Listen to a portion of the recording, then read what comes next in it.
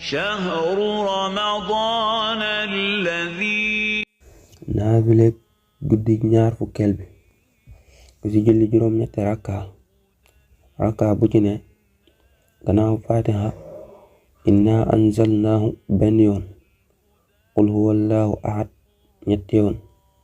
des na ko bindal tiyaaba ju toll ne limu mbooleem lu nit mata def ci lu baax te des na ko jéggal bàkkaaram yépp yi njëkk ak yu mujj te des na ko musal ci lëndëmuk bàmmeel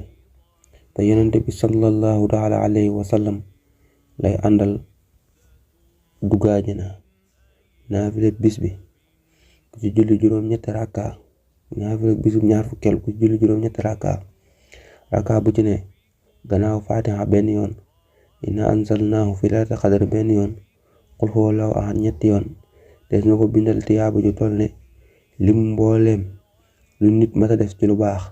te des na ko jéggal bàkkaaram yu njëkk ak yu mujj